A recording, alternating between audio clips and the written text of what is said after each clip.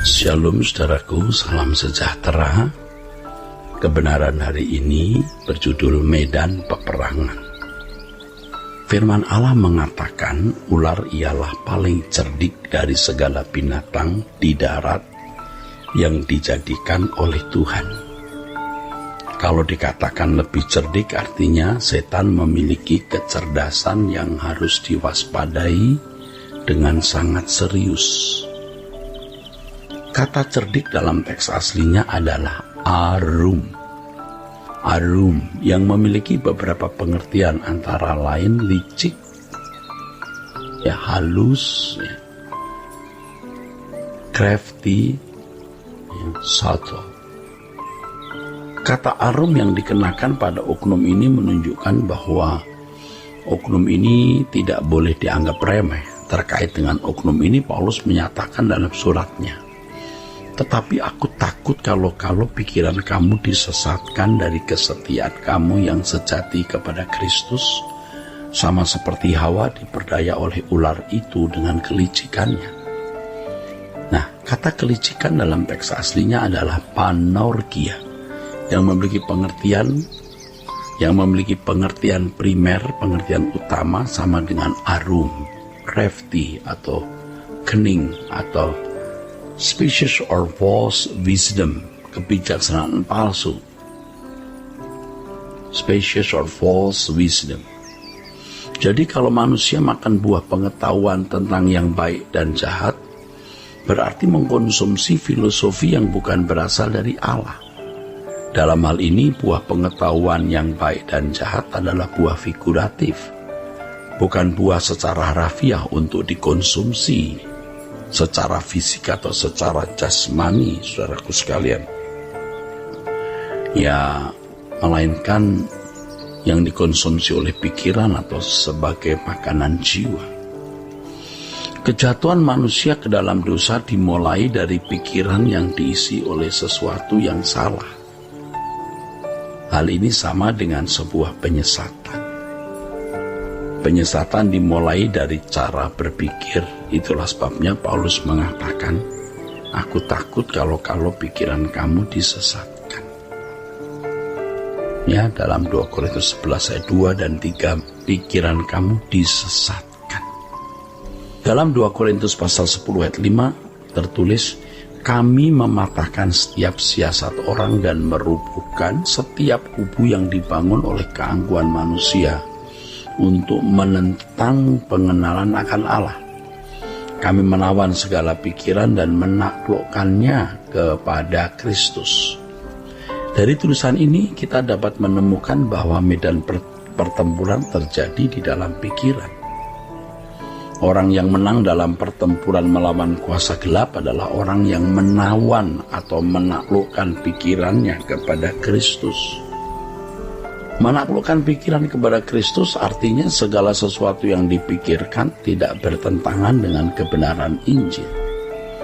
Hal ini dapat terverifikasi atau dapat diverifikasi dengan apakah yang dipikirkan berguna untuk kepentingan pekerjaan Allah atau tidak. Dengan ini, saudaraku, segala sesuatu yang kita pikirkan harus selalu sesuai dengan kebenaran Injil, yang mana hal itu akan membuat kita makin serupa dengan Yesus. Tentu cara berpikir yang benar ini bertentangan dengan cara berpikir dan filosofi dunia. Itulah sebabnya Paulus berkata bahwa orang percaya harus mengalami pembaharuan pikiran setiap hari agar tidak serupa dengan dunia. Orang Kristen yang serupa dengan dunia adalah orang Kristen yang kalah. Ini berarti orang yang serupa dengan dunia, orang Kristen yang serupa dengan dunia itu orang yang ditaklukkan oleh iblis. Dalam hal ini kita diperhadapkan kepada pilihan, satu dari dua pilihannya, yaitu memilih serupa dengan dunia ini atau memilih serupa dengan Yesus. Yesus yang adalah model manusia yang sesuai dengan rancangan Allah semula. Itulah sebabnya firman Allah mengatakan bahwa ini adalah kuasa Allah yang menyelamatkan. Sebab Injil adalah kebenaran yang memperbaharui pikiran. Sayang sekali banyak orang tidak menyadarinya, sehingga mereka sembarangan dengan apa yang mereka pikirkan dan tidak menyadari adanya peperangan yang mestinya berlangsung di dalam pikiran mereka. Saudaraku, sebenarnya ya, berbicara mengenai orang kerasukan iblis atau kerasukan setan bukan hanya ditandai dengan manifestasi secara fisik ya, seperti yang kita pernah lihat atau kadang-kadang atau sering lihat ya, seperti menjerit, mata melotot, menyerang orang lain secara fisik, menelanjangi diri dan lain sebagainya ya. Itu kerasukan iblis secara umum yang kelihatan.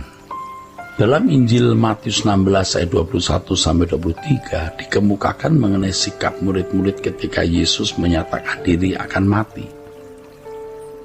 Petrus mewakili murid-murid yang lain mencoba mencegah Yesus yang mau pergi ke Yerusalem. Dia mencegah dengan mengatasnamakan Allah. Kiranya Allah menjauhkan hal itu, katanya. Sekali-kali itu tidak akan menimpa engkau. Tetapi Yesus menghardik iblis, "Nyalah iblis." Jadi ketika seseorang tidak berpikir sesuai dengan apa yang dipikirkan Allah dan hal tersebut mengganggu rencana Allah, maka itu adalah pikiran iblis yang sama dengan kerasukan iblis atau kerasukan setan. Kita harus waspada, saudaraku, bahwa pikiran manusia dapat disesatkan oleh iblis. Pikiran manusia atau idenya dapat menjadi kendaraan bagi iblis untuk memenuhi rencananya. Nah, dalam hal ini kita dapat menemukan bahwa seorang pengajar atau pembicara di mimbar memiliki tanggung jawab dan pergumulan yang berat. Pertumbuhan rohani dan kualitas iman jemaat tergantung oleh isi pengajaran pembicara dalam gereja. Itulah sebabnya Alkitab berkata bahwa seorang guru atau pengajar dihakimi dengan ukuran yang lebih berat. Pengusiran roh jahat yang merasuk dalam kehidupan seseorang yang ekspresinya secara lahiriah, ya bukan sesuatu yang sulit ya. Maksud saya kalau pengusiran roh jahat yang merasuk dalam diri seseorang ekspresinya secara lahiriah atau secara umum ya, seperti menjerit dan lain-lain, itu ya bukan sulit kalau mengadakan pengusiran itu. Tetapi kalau sudah merasuk di dalam pikiran dan selalu membangun cara berpikir serta gaya hidup, nah itu yang jauh lebih sulit diusir, saudara. Karenanya kita harus selalu mengoreksi pikiran kita dalam pimpinan Roh Kudus ya, dalam doa-doa pribadi. Dalam hal ini kita dapat mengerti betapa pentingnya doa pribadi setiap hari secara teratur.